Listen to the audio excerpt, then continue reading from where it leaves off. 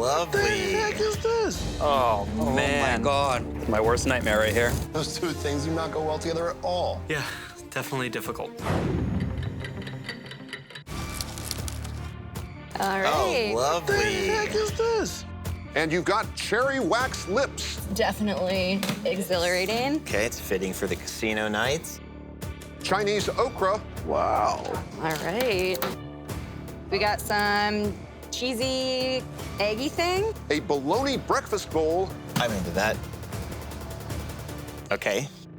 Is it moving? And sea cucumber. What the? The sea cucumber is a little clam-like. It's dense, it's chewy, it's tough. Yikes. Lord have mercy. Anybody want to kick one of these ingredients to the curb and go for the gusto in the casino? For sure. Yes. Yes. All right, let's do this. I'm feeling good. I feel it. Here we go. All right, chefs, which ingredient goes? Cherry wax lips. Here we go, Let's chef, hope for let's those go. even. Get these warmed up. Even numbers. Oh! A 7. Oh. Not so lucky this round. Oh. Fish heads. All right. Actually, that's not bad at all. Yeah, I can work with that. Good. It's not too bad. Not as bad as I thought it would be. All right, next up, Andrew. All right, here we go. Come on. Let's go, let's go. Give us an even number here. Let's go. 5 and 4, 9. I think I rolled a 9 last time. You did get a 9 last Hey, 9 could be a lucky number. What are you swapping out, Chef? Sea cucumber. Sea cucumber for what's under number 9.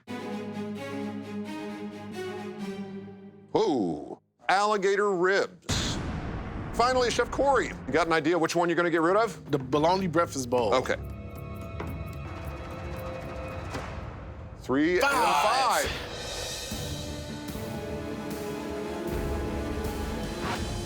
Bitter melon, my friend. Bitter melon looks a lot like the Chinese okra, just in smaller form. It is extremely bitter, has a very hard outer texture, needs to be cooked. I'm feeling great.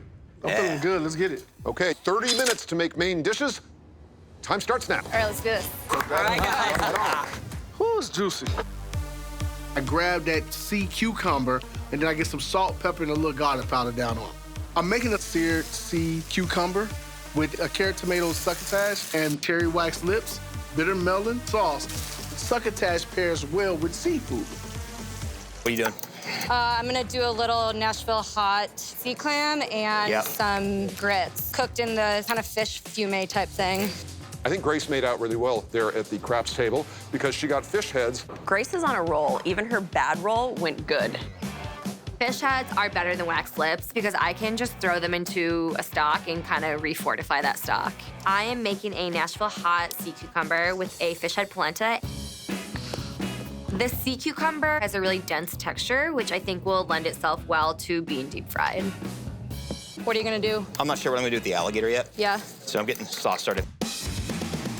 First thing I need to do to get moving while I think about this alligator is start developing some sauce. I know I want to mimic sauce that's been cooking for like a really long time. I throw in the bologna from the bologna breakfast bowl, fennel seeds, marsala, tomato.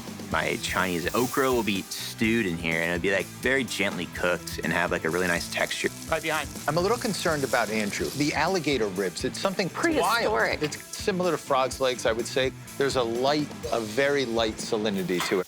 All right, chefs, you're down to 19 minutes. Time's going by fast.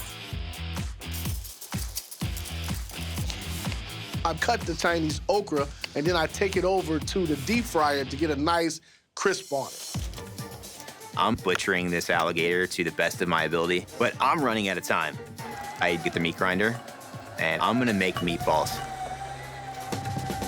Next up, I take these red cherry wax lips, render out this sweetness, and that oil I can use in a nice, simple, like salsa verde on top of this dish. Guys, keep an eye on that clock. Guys, we got 7. 7 minutes, woo! I'm sauteing the Chinese okra with some onion, green pepper, and some bologna from the bologna breakfast bowl. I go to check in my polenta, and it just like a sponge just soaked that liquid up.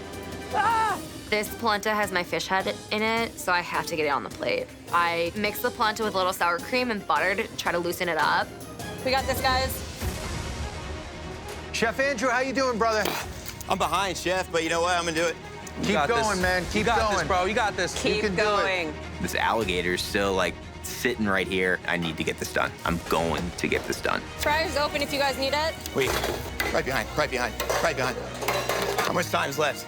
We got 3.5. My man is taking every second he has left. I'm a little worried. It's crazy. Ooh, yeah. Oh, you better like that. You gonna like that. Coming, right behind. 30 seconds. Behind, 30. behind, coming down, behind. Behind. Woo! Come on. Gotta get this done. Take it home, guys. Time flies in the Chopped Casino Royale, chefs. 10, 9, 8, 7, 6, 5, 4, 3, 2, 1. Time's up. I can't do this. Wow. Good job. Chefs, for your second Casino Royale round, you opened up a basket of cherry wax lips, Chinese okra, a bologna breakfast bowl, and sea cucumber. Then we let you gamble for the chance to swap out ingredients if you dare. Chef Andrew. So I swapped out the sea cucumber and got the alligator ribs. I made alligator meatballs with stewed Chinese okra. The texture of the alligator meatball is lovely. Crispy, beautiful. And as much as I loved the olive oil with the Chinese okra, I got a pretty decent slick of oil in my plate.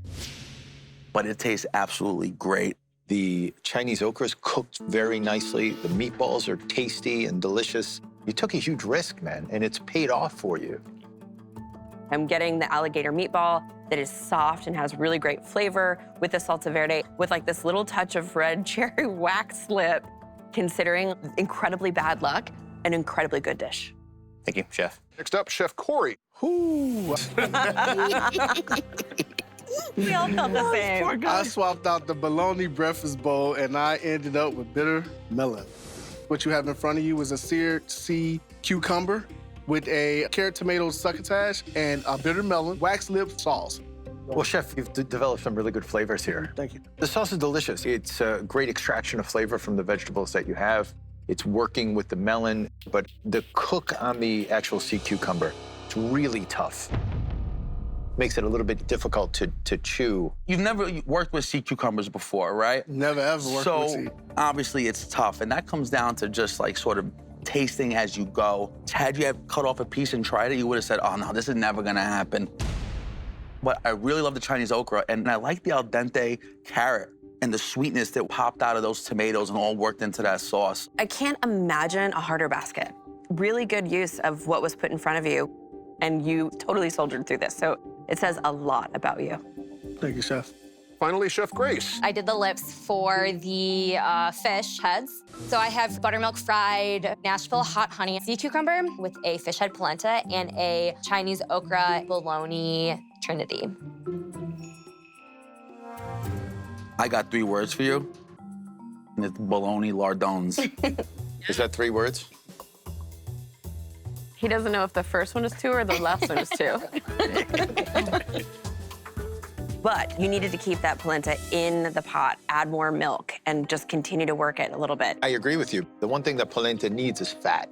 But it was really smart to utilize the fish head for the polenta itself. And I think that coating on the sea cucumber, it's bananas. It is just so good, particularly with that Nashville hot honey sauce that you have on there. It's just working. Who gets to make dessert? And whose dish is on the chopping block?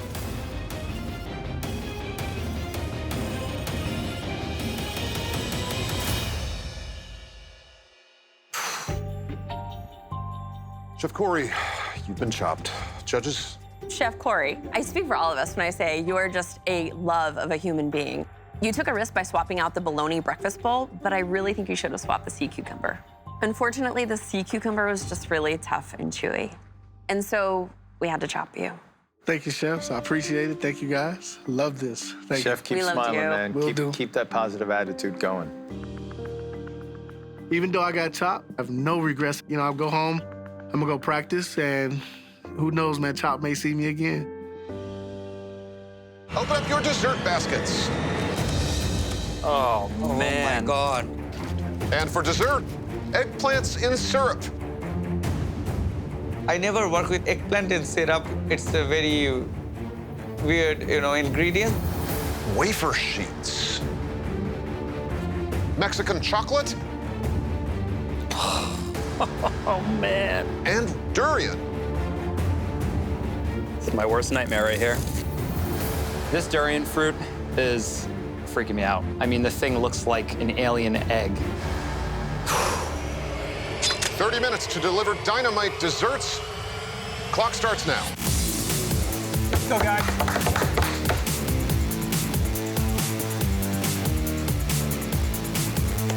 Eggplant in syrup is sweet. And as a kid, my mom used to make bread pudding with a coconut filling inside. But here I'm changing the coconut filling to eggplant and wafer bread pudding with spiced Mexican chocolate sauce and saffron and durian foam. First, I cream the butter and sugar. Then I add 2 eggs and flour.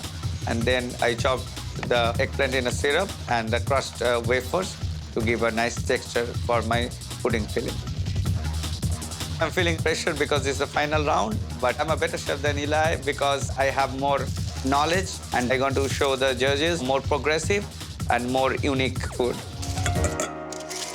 I'm excited about this Mexican chocolate, and I like the grit and the cacao flavor is really forward, a little bit of spice, and I feel like this Mexican chocolate is the perfect ingredient for ice cream. This durian fruit's really stinky. I know generally that it's best to try to mask the flavor, so I'm gonna puree the durian into my ice cream base. So I'm gonna make a candied eggplant and ricotta fritter, served with Mexican chocolate ice cream and praline bacon with the wafers. The ice cream, I'm gonna add some sugar and a little cinnamon to the coconut milk and gorgeous Mexican chocolate. Then I'm gonna puree it with the durian fruit. All right, chefs, 15 minutes left. So making my bread pudding, I make a circle out of the bread and then I'm gonna stuff the eggplant in syrup and wafers inside the 2 layers of bread and then put inside the oven to give a nice crust on the top. So I add butter to my Mexican chocolate and melt it with the cream from my sauce. Grind up some ancho chilies to give a spice. Less than 10 minutes. To make my ricotta fritters, I mix the ricotta with eggs and flour, a little bit of sugar, and this candied eggplant, and fold it into the batter. And then for my bacon, I'm going to crumble the wafer sheets, and then I'll throw the wafer sheets into the food processor along with brown sugar and pecans. I'm gonna make a durian and saffron foam. Take out the flesh from the durian, mix with the cream, milk, and little butter. And finally, I'm adding some saffron to it. 5 minutes, chefs. I run over to get the ice cream out of the machine.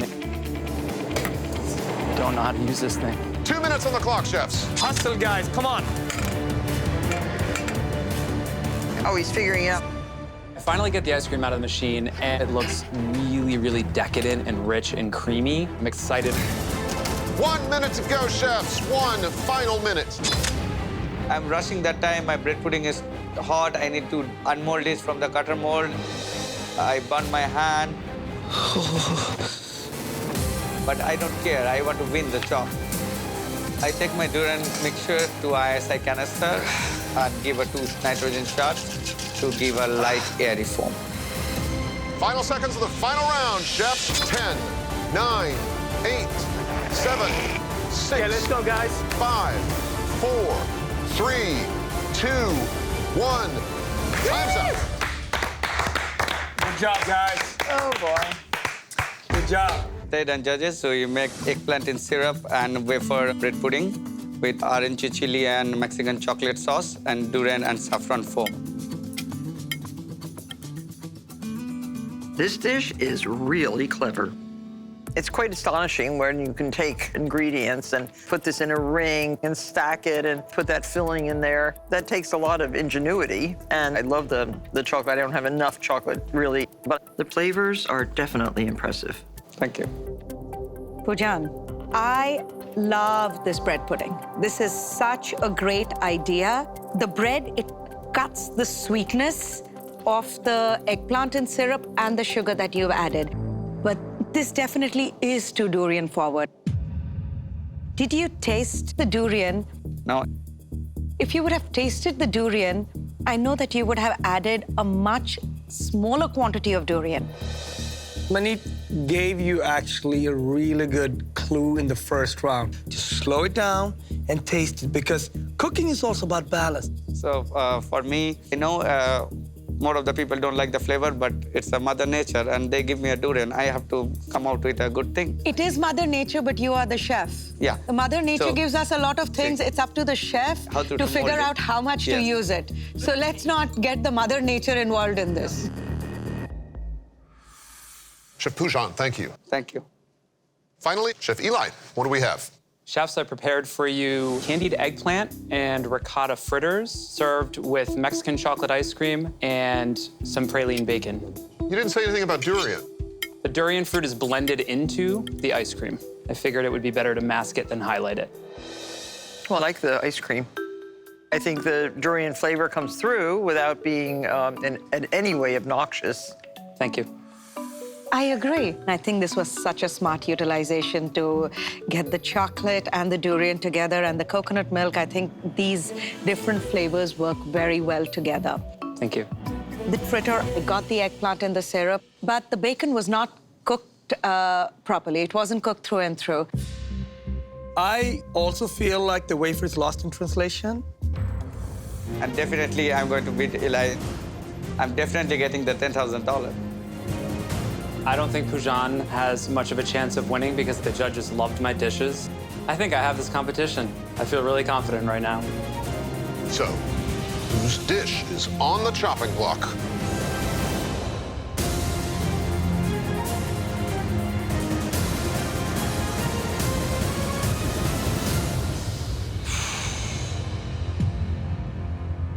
Chef Pujan, you've been chopped. Judges?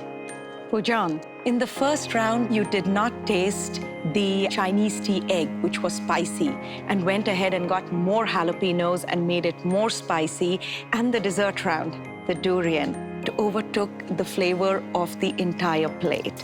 And for these reasons, we have to chop you. Thank you. Thank you, Judge. Be well, Chef. I'm living here with a smile on my face because I came to the United States in 1 year and I'm in chopped. And I'm already a winner. Down the line, couple of years, I will get a Michelin star. You've got stuffed lamb intestines. Yeah, definitely difficult. And a cured tuna heart. You also have garlic ice cream. Those two things do not go well together at all. And red runner bean blues. 30 minutes.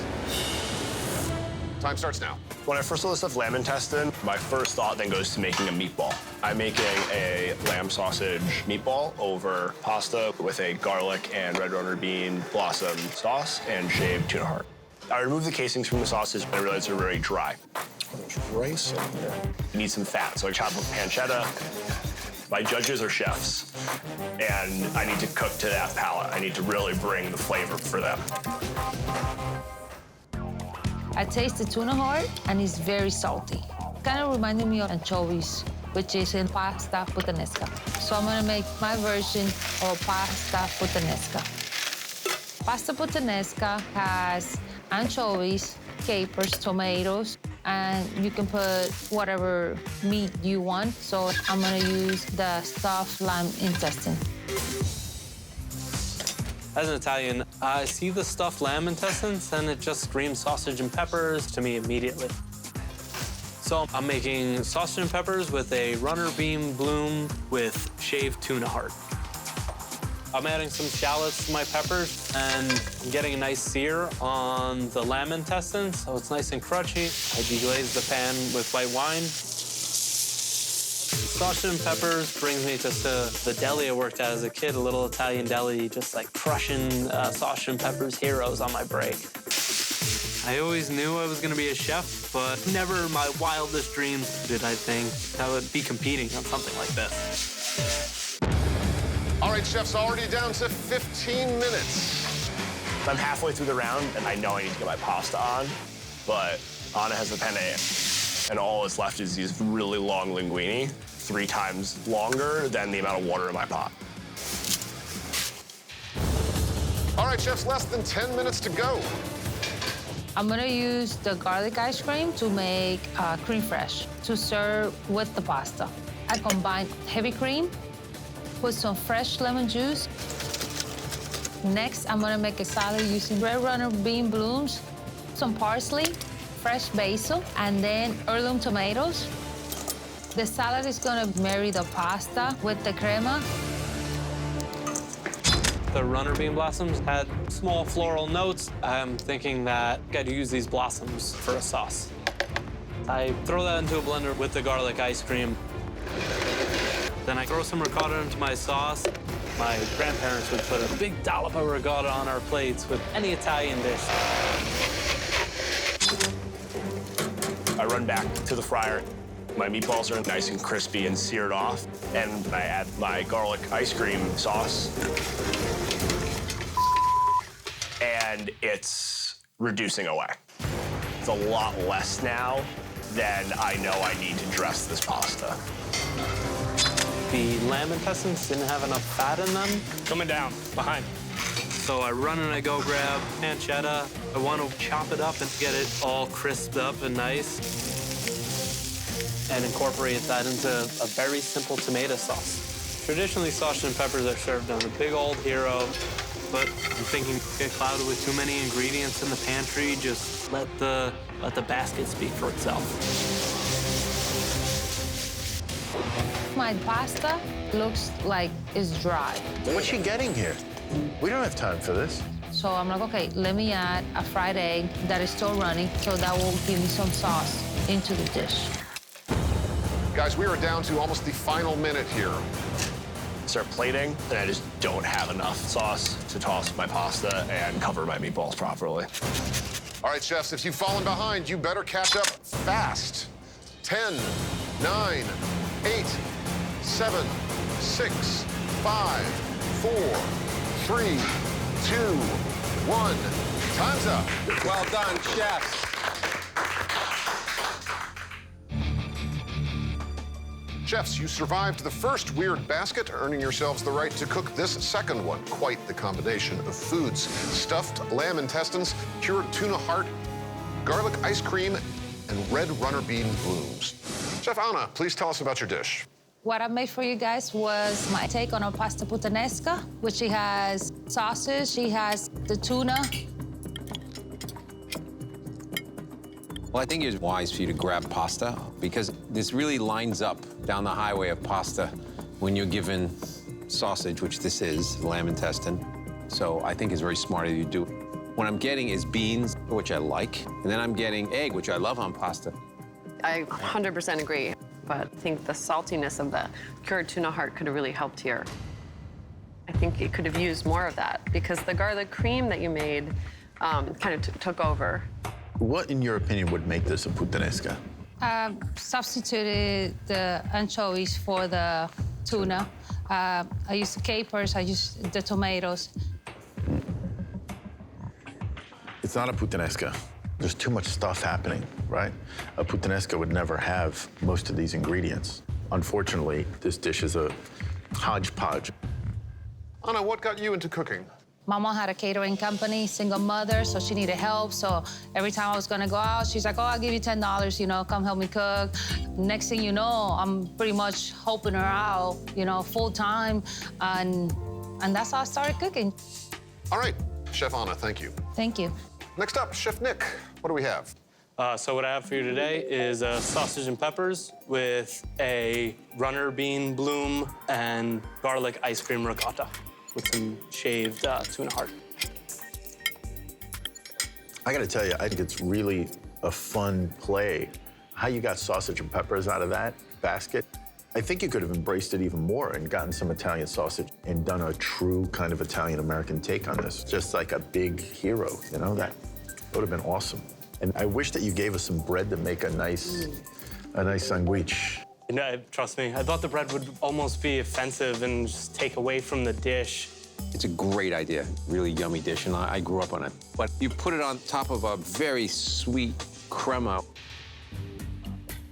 You know, if you had added some heat, it would have balanced the sweetness a little bit better. But I love the sear that you got on the lamb intestine, that crispiness, the crunchiness that it needed. All right, Chef Nick, thank you. Thank you. Finally, Chef Tom, what have you made? I made for you a lamb sausage meatball with a garlic and red runner bean sauce on top of pasta with some shaved tuna heart on top. What'd you do to the pasta, Chef? At the end, I didn't have enough sauce to toss it all.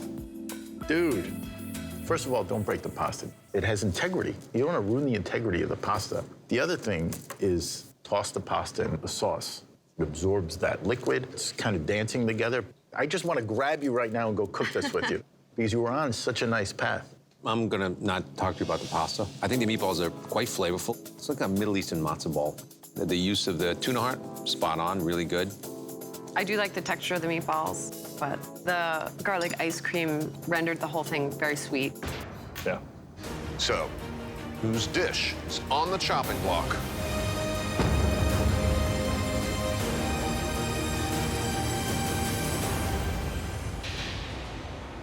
Chef Tom, you've been chopped. Judges? Chef Tom, it was such a pleasure to have you. We love the idea of the meatball. Sadly, the pasta was not executed well, and the garlic ice cream sauce just made everything too sweet. And so we had to chop you. Thank you. It was a great experience. Thanks, Good luck guys. to you, Chef. Thanks, Tom. I messed up a very simple thing that I shouldn't have messed up. I want to come back to try this again and really prove myself.